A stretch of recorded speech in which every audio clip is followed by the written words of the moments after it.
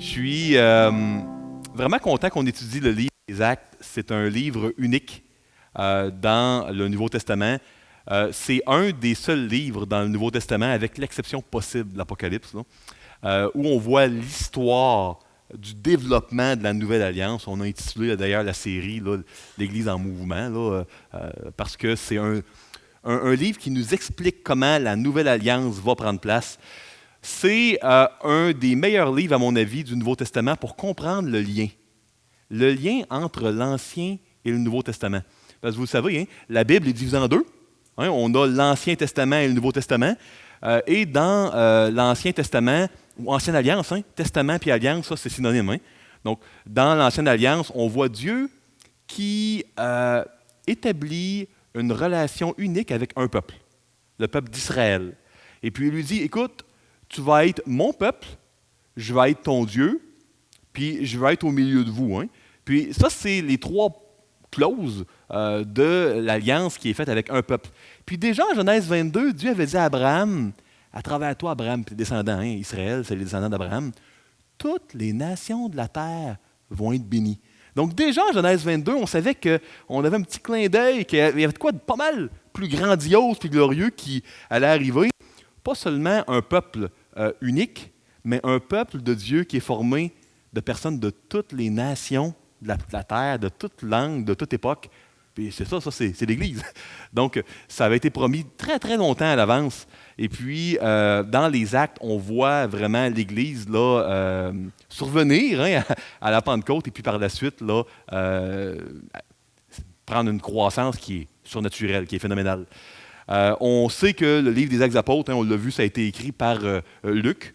Il a écrit l'Évangile de Luc, puis partie 2, là, les Actes des Apôtres. Luc qui était un médecin, compagnon de l'apôtre Paul. On sait que c'est un personnage romain influent, fortuné, Théophile, avait commandité, subventionné ce travail-là, probablement, on n'est pas certain, mais c'est ce qu'on pense. Et puis on a vu, donc, dans le chapitre 1, Jésus qui retourne au ciel, là, nous prépare une place d'ici à son retour. On a vu également là, la Pentecôte, l'Esprit Saint qui descend sur les croyants. Et puis aujourd'hui, on va voir la suite, comment l'Évangile donne une puissance incroyable aux membres de la Nouvelle Alliance, hein, aux croyants de cette époque-là. C'est ce qu'on va voir aujourd'hui. J'ai divisé les versets là, en plusieurs petits morceaux là, qu'on va traiter là, séparément. Avant d'aller plus loin, là, permettez-moi de prier pour demander l'assistance du Seigneur. Seigneur Dieu, merci pour le privilège que l'on a de te connaître. Merci parce que tu nous as appelés, invités à faire partie de ton alliance, de ta famille, afin qu'on puisse être ton peuple puis que tu sois notre Seigneur. Merci parce que, comme on le chantait tantôt, ben, on t'appartient, notre cœur t'appartient, tu nous as rachetés, puis on est maintenant ta propriété, ta possession. Puis Seigneur, c'est un privilège incroyable, une bénédiction inimaginable. On te remercie pour ça. Bénis le temps qu'on va se passer ce matin à étudier ta parole, dans le nom de Christ. Amen. Donc, écoutez, dans les versets 26 à 31, on voit Pierre. Je dis, comment ça, Pierre? Mathieu, tu nous as dit que c'était Luc. Ben, oui, c'est Luc qui écrit les Actes, mais là, Luc est en train de nous rapporter le discours, le premier grand discours de Pierre, où il y a eu vraiment un grand nombre de conversions. Et puis Pierre cite le psaume 16 de David. Elle dit, aïe, aïe, OK, c'est Luc qui écrit un livre. Puis dans le livre, il rapporte ce que Pierre a dit, puis Pierre rapporte ce que David a dit dans le psaume 16. Oui, c'est tout à fait ça, vous avez bien compris. Donc, il dit, au verset 26, « Aussi, mon cœur est dans la joie et ma langue dans l'allégresse. Et même ma chair reposera avec espérance. » 27, « Car tu n'abandonneras pas mon âme dans le séjour des morts, et tu ne permettras pas que ton sein voie la corruption. Tu m'as fait connaître les sentiers de la vie. Tu me rempliras de joie par ta présence. » Hommes frères, qu'il me soit permis de vous dire librement au sujet du patriarche David qu'il est mort, qu'il a été enseveli, et que son sépulcre existe encore aujourd'hui parmi nous. Comme il était prophète et qu'il savait que Dieu lui avait promis avec serment de faire asseoir un de ses descendants sur son trône, C'est la résurrection du Christ qu'il a prévue et annoncée, en disant qu'il ne serait pas abandonné dans le séjour des morts et que sa chair ne verrait pas la corruption. Donc, je vous le répète, le livre des Actes est un peu l'interface entre l'ancienne alliance puis la nouvelle alliance. Donc, ce que Pierre, dans son discours devant là, des milliers de personnes, est en train de dire, écoutez, on ne vous arrive pas avec une nouvelle religion, là. On ne vous arrive pas avec quelque chose de nouveau. On arrive avec l'accomplissement de l'Ancien Testament. Toute la parole, vraiment, là, est centrée sur Jésus-Christ. Ça avait été annoncé d'avance par les prophètes. Puis là, il cite le psaume 16. Le psaume 16, c'est un psaume de David, un psaume que David avait écrit pour se réconforter, pour se fortifier dans un moment de grande détresse.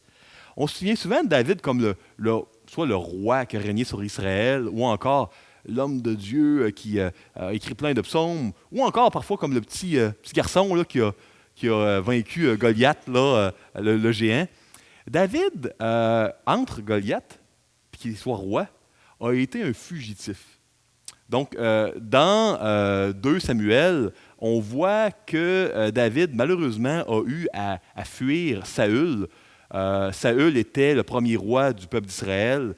C'était un mauvais roi. Il était bon au début, il est devenu mauvais. Quand il a appris que Dieu avait nommé David comme son successeur, il voulait le tuer. Là, David a eu à fuir et a passé un bon bout de temps là, comme fugitif. Puis à un moment donné, il était dans un petit désert là, au sud-est de Hébron, le désert de Mahon. On voit ça dans 1 Samuel. Hein. Si vous voulez aller dans 1 Samuel, là, vous allez tout trouver ça. Vers la fin d'un Samuel, 1 Samuel 23, dans ces environs-là.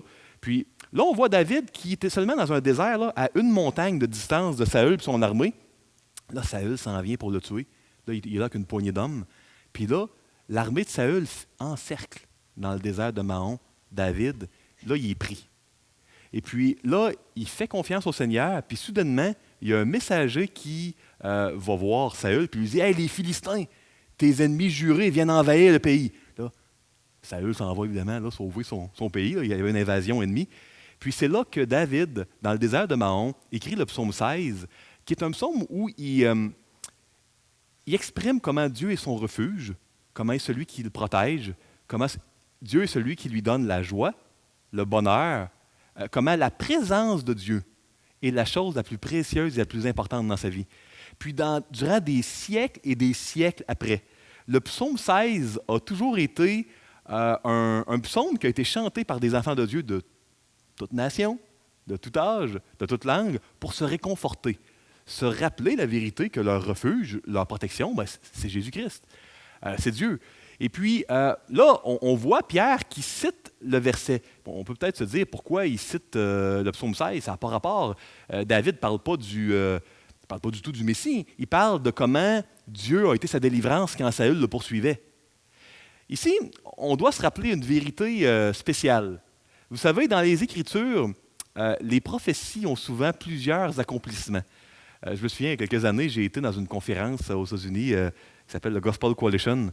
Puis John Piper, un théologien que j'aime beaucoup, parlait de la prophétie, puis disait « Une prophétie, c'est comme regarder vraiment, on est dans une chaîne de montagnes, puis on voit une montagne, puis on ne sait pas que derrière le sommet, il y en a un autre, ou peut-être 2 autres. Puis il dit, c'est comme ça la prophétie. Souvent, on voit la montagne devant nous, mais il y a d'autres sommets là, qui sont exactement alignés dans la mire. Et puis, David, sans savoir, sous l'inspiration du Saint-Esprit, parce que toutes les Écritures, la Bible, c'est inspiré de Dieu. Hein, David est en train de parler à l'avance qu'il y aurait également une délivrance bien plus grande que celle qu'il avait vécue avec Saül. Il ne savait pas, lui, en le disant, mais ça parlait du Christ. Et puis, on voit que Pierre avait bien compris cela, et puis cite. Donc, on voit vraiment, quand Pierre cite le psaume 16, qu'il exprime à quel point ce David-là, qui a été délivré par le Seigneur quand Saül le poursuivait, et puis ce même roi David, à qui dans 2 Samuel 7, Dieu avait promis qu'il y aurait toujours un de ses descendants sur le trône d'Israël. Eh bien, ça, c'est accompli en Jésus. Par Jésus, on a la délivrance de nos ennemis. On est délivré de ceux qui veulent nous tuer. En Jésus, Dieu a sur le trône de son peuple un descendant de David qui va régner pour l'éternité. Vous savez, il n'y a plus personne qui règne présentement là, sur... il n'y a pas de roi en Israël qui règne physiquement sur le peuple d'Israël. Pourtant, Dieu avait promis qu'il y aurait toujours un descendant de David sur le trône d'Israël. On voit dans Galates chapitre 6 que c'est l'Église d'Israël de Dieu. Pas que Dieu a rejeté son peuple, mais l'Église est l'Israël de Dieu, puis le Fils de David, Jésus-Christ, va régner pour l'éternité sur l'Israël de Dieu. Donc, Pierre est en train d'expliquer aux Juifs que cette Église-là qui a été formée, cette possibilité-là en Jésus-Christ d'être le peuple de Dieu, peu importe notre nationalité, notre langue, ça, c'est l'accomplissement de la promesse à David, c'est l'accomplissement du psaume 16, c'est l'accomplissement de l'Ancien Testament. C'est ce que Pierre est en train de prêcher. Là, c'est les Juifs qui l'écoutent. Et puis, on voit dans les versets qui suivent ensuite que eux ont été les témoins de la résurrection de Christ. Je lis avec vous les passages. C'est ce Jésus que Dieu a ressuscité. Nous en sommes tous témoins. Élevé par la droite de Dieu, il a reçu du Père le Saint-Esprit qui avait été promis, et il l'a répandu comme vous le voyez et l'entendez.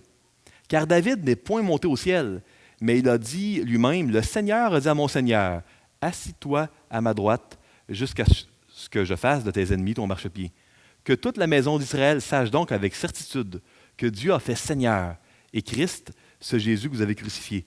Donc, ce que Pierre est en train de dire ici, c'est que la promesse faite à David, qui ne verrait jamais la corruption, etc., ben, ça, c'est en Jésus que ça a été accompli. C'est des témoins, c'est des gens qui ont vu cela de leurs yeux.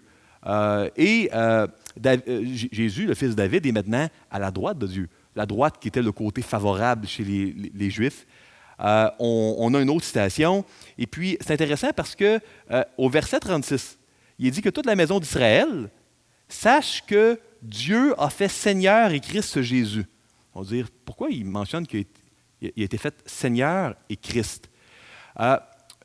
Je reviens vraiment à ce qu'est une alliance, parce que c'est fondamental pour comprendre la Bible. Je le répète, Dieu avait établi une alliance avec Israël. Une alliance, c'est quoi? C'est des personnes qui s'offrent comme propriété à un roi, à un seigneur. Donc, le terme seigneur, c'est un terme qui, pour nous, c'est un genre de terme de noblesse, puis un genre de chef, mais dans le langage biblique, un seigneur, c'est un seigneur d'une alliance. C'est quelqu'un un roi, qui peut-être possède d'autres rois et d'autres peuples en dessous de lui. Donc ici, Dieu a fait de Jésus le sauveur et le seigneur de l'alliance. C'est lui qui possède son peuple. Jésus est Dieu. C'est carrément ce que, à la juive, ce que Pierre voulait dire ici. Donc, après cette déclaration-là, assez percutante, on voit qu'il y a une réaction très favorable de la part des auditeurs de Pierre. Suivez-moi bien. Après avoir entendu ce discours, ils eurent le cœur vivement touché et dirent à Pierre et aux autres apôtres, « Hommes frères, que ferons-nous? » Pierre leur dit, « Repentez-vous et que chacun de vous soit baptisé au nom de Jésus-Christ pour le pardon de vos péchés, et vous recevrez le don du Saint-Esprit. Car la promesse est pour vous, pour vos enfants, et pour tous ceux qui sont au loin, en aussi grand nombre que le Seigneur, notre Dieu, les appellera. » Et par plusieurs autres paroles, il les conjurait, les exhortait, disant, « Sauvez-vous de cette génération perverse. » Ceux qui acceptèrent sa parole furent baptisés, et en ce jour-là, le nombre des disciples s'augmenta d'environ 3000 âmes. Je vais passer un petit peu de temps sur ce passage-là avant d'aller à notre dernière section. C'est assez important ici. Quand même assez spectaculaire, hein? Une déclaration choc que le Seigneur de l'Alliance, qui dans la tête des auditeurs juifs avait toujours été Dieu, ben c'est ce Jésus qui a été crucifié, la mort la plus infâme, la plus indigne à l'époque, et il est ressuscité. Nous en sommes des témoins. Nous qui vous annonçons cela, nous sommes des témoins de quelque chose qu'on a vu, hein, et qui est la vérité, qui est conforme à la réalité. On voit qu'il y a une conversion choc, et puis que la manière de rentrer dans l'Alliance, c'est tout simplement de se repentir, de se faire baptiser. Vous savez, dans les 250 années qui ont suivi la Pentecôte, Les historiens séculiers même le disent, hein, le christianisme s'est répandu partout dans l'Empire romain. L'Empire romain qui quand même comportait là, quasiment là, 300 millions de personnes. Hein. Fait que c'était un empire là, mondial. Il y a eu vraiment là, le christianisme qui s'est répandu là, partout, partout. Ça a été extrêmement puissant ce qui s'est passé là. Puis on peut se demander vraiment là, qu'est-ce que les enfants de Dieu à cette époque-là ont fait pour que ça, ou qu'est-ce que Dieu, comment Dieu a fait son compte pour qu'il y ait une réception aussi spectaculaire. Vous savez, Dieu, à la base, hein, on a demandé d'aller enseigner dans les nations, d'en faire des disciples. Mais Dieu a premièrement demandé à ses enfants, hein, aux membres de l'Alliance, non pas de faire, mais d'être. Hein, d'être quoi? D'être des témoins.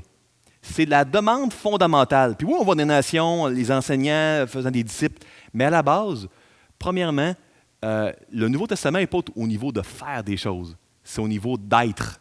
Le but de la vie d'un enfant de Dieu n'est pas premièrement de faire quelque chose, c'est d'être des porteurs de l'image de Dieu. C'est le but initial de la création de l'homme au sens générique, homme et femme. Et puis de refléter de plus en plus qui Dieu est. Oui, ce faisant, on fait toutes sortes de choses. Ça va ensemble. C'est lié, là. Puis Jacques, au chapitre 2, l'exprime super bien. C'est pas être quelqu'un qui reflète Dieu sans faire les choses qui vont avec. Mais le focus, ultimement, c'est on doit être des témoins. Maintenant, est-ce que ça s'applique uniquement à ceux qui avaient vu visuellement la résurrection de Jésus? Non. Parce que nous aussi, on est des témoins. On est des témoins de la mort et de la résurrection de Christ. Vous dites, comment ça? Je n'étais pas là, moi, je ne l'ai pas vu avant qu'il mourait et puis ressuscité. La Bible enseigne que par la foi, on a participé à la mort de Christ, on a participé à sa résurrection, et c'est ce qui nous a changés pour toujours. C'est ce qui a fait de nous des enfants de Dieu. Et on a vécu cette vérité-là, non pas de nos yeux, mais avec nos cœurs. Donc, nous aussi, on est des témoins. Et puis, la manière dont on doit vivre le but, le mandat que Dieu a pour nous durant notre vie ici-bas, c'est en étant des témoins, peu importe les embûches, peu importe les difficultés, de ce que l'on a vu avec notre cœur, de ce que l'on a vécu, de la mort et de la résurrection de Christ à laquelle on a participé. Et puis, les livres qu'on vous avait présentés, là, les deux livres compagnons là, de la série sur les actes, là, le commentaire sur les actes de Young, et puis ici, le livre là, sur c'est quoi une église locale, édité par Nine Marks, qui est le ministère où Mick va aller, là, Mick, qui est un de nos pasteurs ici, va aller durant 4 mois et demi là, avec Mélodie. Ben, ces deux livres-là expriment bien à quel point le but de l'univers, c'est la gloire de Dieu, puis Dieu est glorifié quand on reflète qui il est. L'Église existe comme un peuple que Dieu s'est acquis au prix de son sang, a réconcilié avec lui, un peuple qui est à sa ressemblance, que Dieu est en train de rendre de plus en plus à son image. Et puis, le Nouveau Testament nous enseigne que ses enfants, les membres de la Nouvelle Alliance, vont être parfaitement comme lui. On le voit dans 1 Jean. Quand on va le voir face à face, on va être semblable à Dieu parce qu'on va le voir tel qu'il est. Incroyable, mais c'est le sort des gens qui rentrent dans la Nouvelle Alliance. Puis comment on rentre dans la Nouvelle Alliance? En se repentant, puis en s'appuyant sur le Seigneur. Donc, si ce matin, vous voulez faire comme des centaines de milliers de personnes ont fait depuis 2000 ans, hein? Depuis 2000 ans, il y a des centaines de milliers de personnes qui ont décidé de rentrer dans la Nouvelle Alliance. De dire, une alliance où Dieu va devenir sa propriété, puis il va vraiment là, s'unir à moi, me changer, me rendre tel que j'aurais vraiment dû être s'il n'y aurait pas eu le mal puis le péché dans le monde, puis je vais avoir la vie éternelle. Je vais être uni à lui pour l'éternité dans le monde à venir, qui va être éternel, qui va être sans péché. Il y a des centaines de milliers de personnes depuis 2000 ans qui ont décidé de se donner à ce Seigneur de l'Alliance-là qui a pris propriété et possession d'eux. S'il y a des gens ce matin qui entendent la voix du Seigneur, puis qui veulent imiter ce que ces centaines de milliers de personnes-là font depuis 2000 ans, et puis devenir la propriété de ce qu'on ne voit plus. On ne voit plus ça, une alliance de nos jours, ils veulent devenir la propriété d'un Seigneur d'une alliance. Vous êtes invités à le faire, puis il suffit de se repentir. Repentir, ça veut dire quoi? Ça veut dire changer de direction, apprendre à détester ses péchés, et puis faire confiance que Dieu a réglé la note, la punition que nos péchés méritent, et que les vérités spirituelles qu'il nous enseigne dans sa parole, qu'on est mis à lui, qu'on est sauvé à lui, etc., que c'est vrai, même si on ne le ressent pas toujours. C'est ça la foi. La foi, c'est une décision. C'est une décision de s'appuyer et de faire confiance à Dieu. Ce n'est pas une émotion de quoi qu'on ressent. Sinon, ça serait très instable. Bon, Dieu merci, c'est pas ça. On peut se demander vraiment, c'est quoi le baptême? Le baptême, c'était... Peut-être que vous avez déjà vu des films là, de l'Empire romain là, où vous voyez là, un roi ou un soldat qui jette un gladiateur qui jette ses armes là, aux pieds là, de l'empereur romain, aux pieds de César. Puis vous dites pourquoi il jette ses armes? Puis on voit dans le film qu'à l'époque de l'Empire romain, on jetait ses armes là, devant le roi là, comme symbole de soumission qu'on lui appartient désormais. Bien, le baptême, l'eau dans l'Ancien Monde était vraiment associée au jugement. On le voit dans 1 Pierre, chapitre 2, là, que le baptême était une image du déluge. Là. Donc, il y a un aspect de jugement au niveau du baptême. Jean-Baptiste le disait, hein, celui qui va venir après moi va vous baptiser, pas juste d'eau, là, mais de feu, hein, lui. Puis, le baptême est un peu un genre de serment d'allégeance où on dit, moi, là, Seigneur, je te donne propriété de ma vie, prends-moi. Puis, je ne le ressentirai pas tout le temps, mais je vais m'appuyer sur le fait que c'est vrai, que la note est payée, que mes péchés sont pardonnés, que je t'appartiens, que je le ressente ou non. Puis au meilleur de moi-même, je vais marcher dans cette lignée-là. C'est une décision que je prends. Donc, le baptême est un serment d'allégeance. Puis, se repentir, mettre sa foi en Dieu, se faire baptiser, pas le baptême d'eau là, comme tel, mais la foi qui est matérialisée par le baptême, c'est ce qui sauve. Maintenant, il y en a qui n'ont pas été baptisés et qui sont sauvés. Le brigand, c'est à la croix, là, qui s'est converti, là, cloué à côté de Jésus. Vous savez, il n'a pas pu être décloué de la croix et aller se faire baptiser. Mais Jésus lui a dit, aujourd'hui même, je te le dis, tu seras avec moi dans le paradis.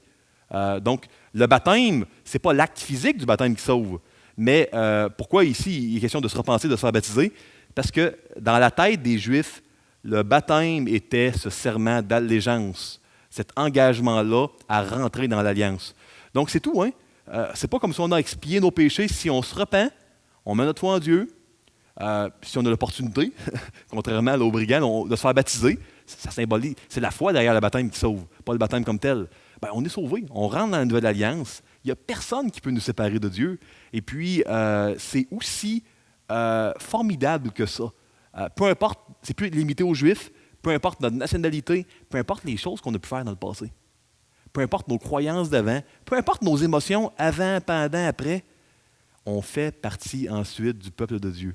Ça, c'est incroyable. C'était révolutionnaire. C'est pas pour rien qu'il y a 3000 personnes qui se sont converties. C'était révolutionnaire, ça, cette idée-là. Et puis, on voit là, que, comme je vous disais, dans les années qui ont suivi, ça s'est répandu là, comme une traînée de poudre, là, le christianisme, un petit peu partout. Les gens ont reçu le Saint-Esprit parce que dans Jérémie 31, il avait été dit, la nouvelle alliance, là, ça ne sera plus avec des tablettes de pierre. Les traités d'alliance ne seront plus des tablettes de pierre dans un coffre de l'alliance. Dans Jérémie 31, il était dit que la nouvelle alliance, là, elle va être écrite dans vos cœurs. Puis, des siècles avant, l'Éternel avait enseigné par ses prophètes, annoncé d'avance que la nouvelle alliance, que le Messie, loin de l'Éternel, hein, le Seigneur de la nouvelle alliance, lui, cette alliance-là, ce serait une alliance écrite dans notre cœur par l'Esprit Saint qui vient maintenant vivre en nous, nous unir à Christ pour toujours lors de la conversion. La suite est vraiment spéciale. On voit de quoi d'énergisant et de fort dans les versets qui suivent. Dans les versets 42 à 47, on voit la vie journalière quotidienne de l'Église après la Pentecôte. Puis ça, c'est super intéressant. Je le lis avec vous. Ils, les membres de la Nouvelle Alliance, les chrétiens, ils persévéraient dans l'enseignement des apôtres, dans la communion fraternelle, dans la fraction du pain et dans les prières. Maintenant, il y a un terme là-dedans qui est un petit peu... il y a deux termes qui sont un petit peu difficiles à comprendre. C'est quoi ça, la communion fraternelle? Bon, communion, c'est être vraiment unis ensemble, plusieurs individus. Pourquoi fraternelle? Parce que dans l'Ancien Monde, on appelait les membres d'une même alliance des frères et des sœurs. Fait que c'est pas juste dans le Nouveau Testament, dans l'Ancien Testament, c'était des frères. Les membres d'une alliance étaient appelés des frères. David et Jonathan ont fait une alliance. C'est Jonathan, mon frère. Fait que c'est pour ça que c'est une communion, on est unis comme des frères et sœurs fraternels. Fait que, ils persévéraient, les premiers croyants, à tout le temps étudier les enseignements des apôtres. Il n'y avait pas la Bible, hein, c'était pas complété, fait que c'était les apôtres qui enseignaient. Être unis les uns avec les autres. Et dans la fraction du pain, tu te dis, c'est quoi? Ils ont fait une genre de boulangerie à Jérusalem après la Pentecôte? Pourquoi fraction du pain? Qu'est-ce qu'ils faisaient là? C'était le terme, la fraction du pain, que les premiers croyants donnaient. Hein, le terme grec, traduit en français par fraction du pain, ça référait au repas du Seigneur. Parce que Jésus avait dit, pour vous souvenir de ce qui s'est passé à la croix, ne jamais l'oublier. Parce qu'on a une nature oublieuse, les êtres humains, là, au niveau des choses spirituelles particulièrement. Prenez souvent du pain ensemble, là, puis quand vous allez prendre le pain, rappelez-vous que c'est le corps de Christ qui a été donné pour vous. Quand vous allez prendre le vin, rappelez-vous que c'est le sang de Christ qui a coulé, qui a été versé pour vous. Fait que ils faisaient souvent ça, là. C'était quotidien ou, selon plusieurs experts, ou très proches. Ils persévéraient dans les prières. La crainte s'emparait de chacun. Et il se faisait beaucoup de prodiges et de miracles par les apôtres. Pas une crainte, vous savez, que les gens avaient peur de Dieu, ils avaient peur les uns des autres dans l'Église. La crainte... N'oubliez pas, quand on lit le Nouveau Testament, c'est écrit dans une vision du monde juive. Puis la crainte de l'Éternel, hein, dans les Proverbes, la crainte de l'Éternel est le commencement de la sagesse. Ça, c'est un terme de révérence et de respect qui était utilisé à cette époque-là envers un Dieu. Un peu comme dans le livre de Jonas, quand Jonas, les marins demandent à Jonas dans le bateau, « Ah, toi, quel Dieu tu crains? » Puis là, il dit, « Moi, je crains l'Éternel. » Cette idée-là de crainte est quasiment un synonyme de c'est qui ton Dieu? Quel Dieu tu sers? À quel Dieu t'appartient? Fait que nous, des fois, on dit crainte. Pourquoi? C'est plate. Je ne veux pas avoir un Dieu que je crains. Non, c'est une genre de révérence. C'est de même qu'on doit le prendre. Donc, la crainte s'emparait de chacun. Il se faisait beaucoup de prodiges et de miracles par les apôtres.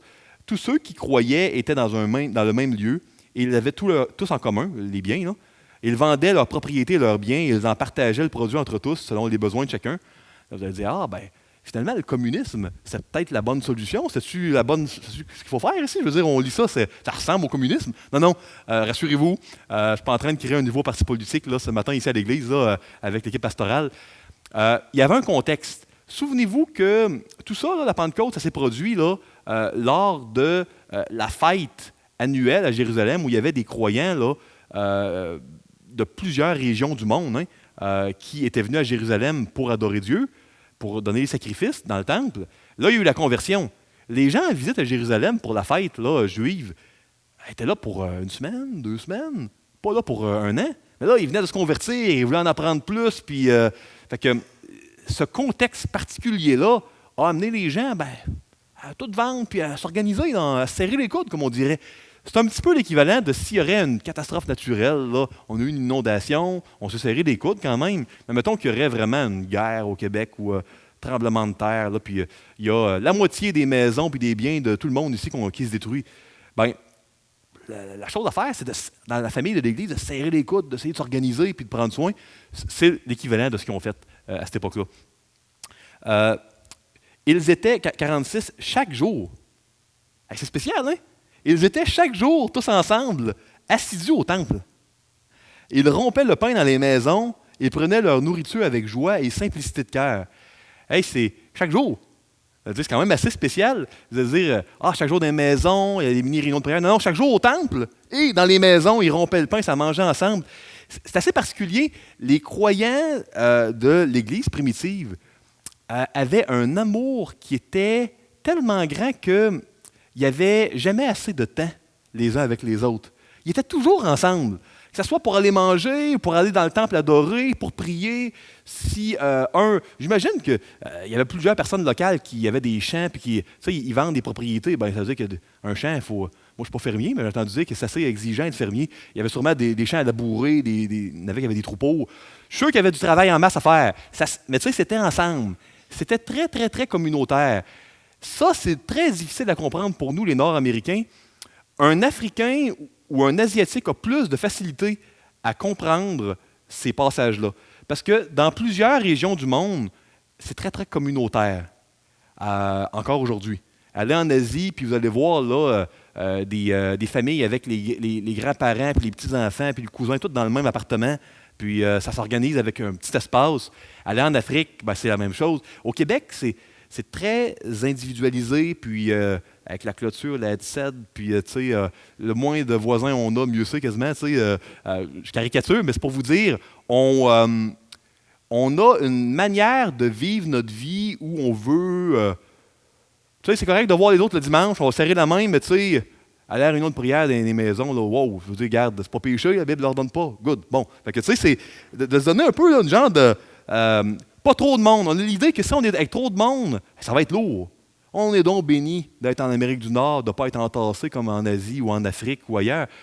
On n'est pas on peut prendre un break. Puis, vous savez, je crois que les mensonges les plus dangereux, c'est les mensonges qu'on croit là, fortement comme étant la vérité. On a la pensée en Amérique du Nord que si on voit trop de monde, à un moment donné, on va se brûler, puis ça va être le free for all. Écoutez, le reste de la planète ne vit pas comme nous, individualistes en Amérique du Nord puis en Europe. Puis ça donne, je ne dis pas que c'est la seule cause à effet, mais qu'on bat tous les records de l'Organisation mondiale de la santé au niveau des problèmes de santé mentale. Ce n'est pas de santé qu'on ait plus de relations virtuelles online, peu importe les médias sociaux, là, je ne suis pas un expert là-dedans, là, que des relations humaines où on voit vraiment les gens. Ce n'est pas normal que la plus jeune génération vont devenir en couple ou rompre leur couple par Internet ou par texto. C'est pas normal que les relations se produisent uniquement. C'est pas mal tout ça, la technologie, mais c'est pas normal la place que ça a pris dans nos vies en Amérique du Nord. Peu importe les religions et les croyances, les gens en Amérique du Nord ont un mal de vivre. Les gens sont très, très, très individuels, centrés sur eux. Puis je crois que sans dire qu'on va imiter tout ça, il y a un contexte. Hein? Il y a un contexte culturel de la culture au Moyen-Orient ici. Il y a un contexte également au niveau du fait qu'il y avait des gens en visite et qu'il n'y avait pas de place où rester. Il y a un contexte à ça. Mais je crois quand même qu'on devrait revisiter c'est quoi l'Église. Vous savez, cette série-là qu'on fait, où on étudie comment les premiers chrétiens vivaient, ce qu'ils faisaient, ce que Dieu faisait en eux, la puissance incroyable que Dieu, à travers eux, ont eu. Ils ont changé le monde connu de l'époque. Écoutez, en 250 ans, ils ont changé le monde. Dieu, à travers eux, a changé le monde. Il n'y a pas de l'air malheureux, là, ces gens-là. Là. Oui, je suis sûr qu'ils avaient leurs problèmes, mais je crois qu'on doit revisiter c'est quoi l'Église. Moi, je vous encourage vraiment. Hein, lisez le livre des Actes. Faites pas seulement écouter les messages, si vous en manquez, allez sur YouTube, écoutez les messages qui manquent. Achetez-vous, si vous le désirez, un ou deux des livres. Revisitez c'est quoi l'Église. Pas à l'aide de l'opinion du dernier penseur, non, à l'aide de ce que Dieu enseigne dans sa parole. On peut tous et toutes grandir énormément. Moi, je veux être plus comme ces croyants-là. Il y avait une puissance à laquelle j'aspire. C'est une bonne ambition aspirer à cela. On voit là, au dernier verset, le verset 47, « Louant Dieu et trouvant grâce auprès de tout le peuple. » Puis le Seigneur ajoutait chaque jour à l'Église ceux qui étaient sauvés. Ça me fait penser, quand on voit là que le Seigneur ajoutait chaque jour des gens, puis que les gens étaient vraiment impressionnés. Là, il y avait beaucoup d'amour. Les gens n'avaient jamais assez de temps ensemble. Ils s'aimaient, ils voulaient prendre soin les uns des autres. Ça me fait penser vraiment à Jésus dans l'Évangile de Jean, quand il dit on va reconnaître vraiment là, que vous êtes mes disciples à l'amour que vous avez les uns sur les autres. Puis c'est pas seulement Jean qui était bien idéaliste au début, Jésus était là, puis il rapporte ces paroles de Jésus-là. À la fin de sa vie, quand il était rendu âgé, un vieillard pour les âges de l'époque, Jean dit dans son épître, dans 1 Jean, que je vais vous amener un commandement nouveau. Dans le fond, c'est un commandement qui est là dès le commencement. Aimez-vous les uns les autres. Pierre, dans 1 Pierre, le rapporte. Il dit aimez-vous ardemment les uns les autres. Paul, dans 1 Corinthiens, chapitre 13, mentionne là, tu dois avoir tous les dons. Si ça ne provient pas de l'amour, puis ce n'est pas pour l'amour de Dieu. Tes dons spirituels, là, c'est comme une cymbale qui retentit, un airain qui résonne. Allez lire Paul, allez lire Pierre, allez lire Jean au début de sa vie dans l'Évangile, à la fin de sa vie dans 1, 2 et 3 Jean. Vous allez voir que Jésus avait bien raison dans Matthieu 22, verset 37-39, de dire que ce qui résume toute la loi et les prophètes, là, c'est aime Dieu, puis aime ton prochain. Puis je crois que si on contemple ce que Dieu a fait pour nous, si on étudie ardemment les Écritures, on n'a pas toutes les mêmes capacités à louer, à étudier, à prier. On a tous nos dons d'une manière distincte, distribués par l'Esprit Saint. Mais si au meilleur de notre capacité, on étudie la parole pour être de plus en plus témoin de ce que l'on a vécu avec l'Esprit Saint dans notre conversion, si on loue, on est en prière, si on se rapproche les uns des autres, pas pour obtenir de quoi en échange. Je vais aller passer du temps avec mon frère parce que Claude est un excellent cuisinier. Moi, j'aime bien manger, je vais aller passer du temps avec Claude. Mon frère est bon pour ça, je vais aller le voir. Non, oubliez les choses en retour. Si on s'applique à l'amour les uns pour les autres, parce qu'on est capable de voir l'image de Dieu dans tous nos frères, tous nos sœurs. Si on met de côté la vision nord-américaine que faut mettre bien des limites parce qu'à un moment donné, on va se brûler et on va tomber en dépression si on voit trop de monde autour de nous. Si on prend le temps de s'appliquer à la communion fraternelle, parce qu'on est membre d'une alliance, Dieu va faire des choses avec puissance parce que le Seigneur de l'Église de Shawinigan-Sud ici, c'est le même Seigneur qui était dans les Actes des Apôtres. Et puis, on n'est pas persécuté, on a beaucoup de confort. Il n'en tient qu'à nous d'aller à lui et puis de s'appliquer vraiment là, à ce que le Seigneur nous a laissé comme mission. Je termine ici avec une... qu'est-ce qu'ils faisaient quand ils étaient ensemble? Ils étudiaient les enseignements des apôtres, ils s'aimaient, puis ils prenaient le repas du Seigneur. Puis ça, je crois que ces 3 éléments, je vous l'ai mis dans les diapos. S'il y en a qui veulent les diapos, n'hésitez pas là, à aller à l'arrière ou à aller voir Lise Dupont, lui envoyer un courriel, elle va vous l'envoyer. Je vous l'ai mis parce que souvent, on passe du temps ensemble, mais on oublie que la bonne manière de vivre l'Évangile puis de vivre l'Église, c'est pas de mener nos relations de la même manière qu'on les mènerait avec des gens qui ne sont pas dans l'alliance avec nous. Hein? La communion fraternelle. Moi, quand je suis en famille, je ne vis pas les mêmes discussions que si j'étais avec mes voisins ou avec d'autres personnes qui ne sont pas dans la famille. Dans la famille de l'Église, on est supposé vivre les relations d'une manière différente. Puis, à quoi ça peut ressembler? Il y a quand même 3 éléments ici. Il y a une fonction de ce que Dieu nous a enseigné, qui est là. Il y a une fonction d'amour, de prendre soin les uns des autres. Il y a une fonction de se rappeler de ce que Christ a fait, de l'adorer, de cultiver notre émerveillement des choses de Dieu. Ça, je voulais vous le laisser. Comment appliquer ce message, ce passage à ma vie cette semaine? J'aimerais vous laisser 4 applications pratiques.